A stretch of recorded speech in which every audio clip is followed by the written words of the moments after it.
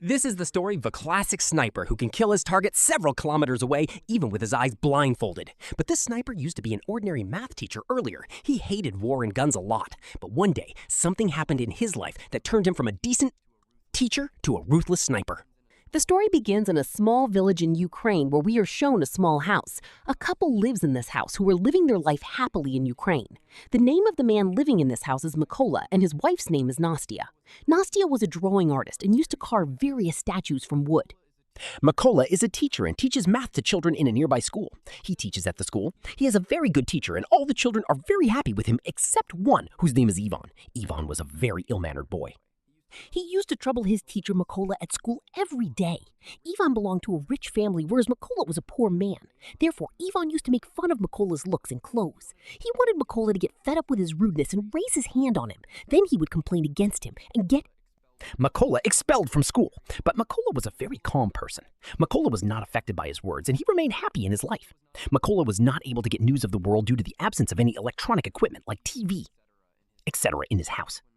One day, when Mykola was in his school, he heard news on TV that Russia had attacked Ukraine, in which many soldiers were killed and Russia had captured many places in Ukraine. In the evening when Mykola came home, he came to know that his wife was pregnant. He was very happy to know this because now Mykola was going to become a father. Both of them celebrated this happiness together. The next day, Mykola said bye to his wife and left on his bicycle to teach the children at school. But while he was on the way, he saw two soldiers standing with cigarettes lit and wearing a different uniform. That uniform was not at all that of Ukrainian soldiers, which made him feel a little strange. Which it was being told that Russian soldiers have entered Ukraine to capture it. And now he realized that the soldiers he had seen on the way were actually from Russia. Thinking this, he got worried about his wife because she was alone at home. He immediately sat on his bicycle and rushed toward his house. But now it was too late. When Mykola reached home, he saw that the two soldiers were beating his wife badly. Mykola tried to save her. But those soldiers started beating him too. He begged them, saying, "Please don't beat me, my wife is pregnant." But the soldiers didn't listen and kept beating both of them. After some time, one of the Russian soldiers searched Mykola's house. When he didn't find anything useful inside, he got angry, set the house on fire, and started to leave. Seeing her house burning, Nastya became furious. She picked up a stone and began hitting the Russian soldiers. Seeing this, one of the soldiers fired a shot and Nastya died on the spot. The ground beneath Mykola's feet seemed to vanish as he watched his wife die before his eyes. He ran to her, took her in his arms, and began to cry bitterly. After a few hours, two Ukrainian soldiers arrived at the scene. Seeing Mykola's wife dead, they felt deep sorrow. They placed their hands on Mykola's shoulder and told him not to lose courage. After that, the two soldiers began digging a grave for Nastya. Once the grave was ready, they told Mykola to bury his wife there. After his wife's death, Mykola was completely broken. He was now all alone. Those Russian soldiers had not only killed his wife, but had also destroyed his life.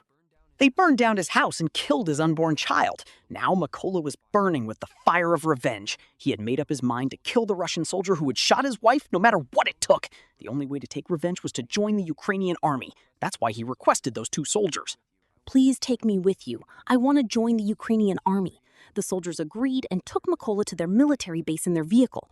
Before leaving, Mykola took a small wooden statue made by his wife, the one she had carved, to protect him. When they reached the military base, Their senior officer became angry after seeing Mykola. He refused to recruit him, suspecting that Mykola might be a spy. But when the senior officer received full information about Mykola from the two soldiers, Mykola told him everything, how the Russian soldiers had brutally killed his wife, an unborn child, and burned his house. He said, "I have no reason left to live. I only want to free my country by killing those Russian soldiers." Hearing this, the senior officer was moved and agreed to recruit Mykola as a soldier. The next day, Mykola's training began. Since he was just an ordinary man, he faced many difficulties during training. He had studied math all his life and had no knowledge about guns. When all the soldiers were assembling their rifles, Mykola was very slow in comparison to them, and he assembled his rifle last. Seeing this, the officer felt that Mykola would never be able to become a good soldier. But Mykola did not give up and focused on his training. One night during training, Mykola told his senior not to call him by his name and said his code name was Raven. When the others heard Raven, everyone started laughing. The senior told him that code names are not earned easily and that a warrior must perform great feats for the country to deserve one. Mykola did not take this negatively and began working even harder. He practiced late into the night while the other soldiers slept. One day, the senior announced that they had a shortage of snipers and needed to increase their numbers to fight the Russians. He asked who wanted to become a sniper. Some soldiers stood up, and Mykola was among them because he also wanted to become a sniper. When the others saw Mykola volunteer, they laughed again. The senior told him that he was not ready to be a sniper yet because he could not even assemble and disassemble a rifle properly. Maka insisted that he could become a good sniper and only needed a chance to prove himself. To test him, the senior challenged Mykola to assemble the rifle in 20 seconds. To prove himself, Mykola blindfolded himself, disassembled the rifle, and then reassembled it. He completed the task in only 18 seconds. Everyone was surprised to see Maka's speed and dexterity. Those who had laughed earlier now began to applaud him.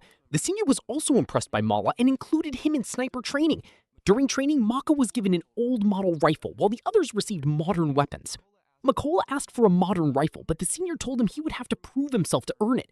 With no other option, Mykola accepted the old weapon and continued.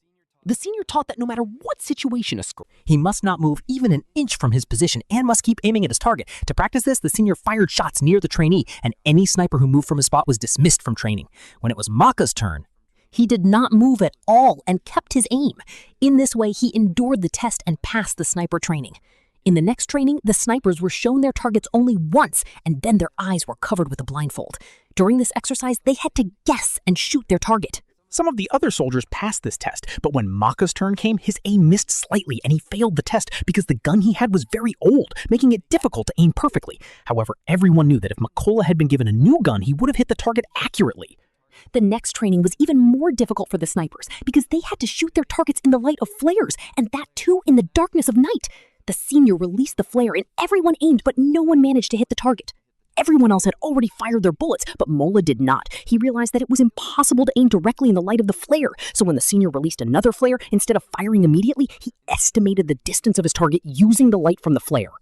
Using his knowledge of mathematics, he fired a perfect shot.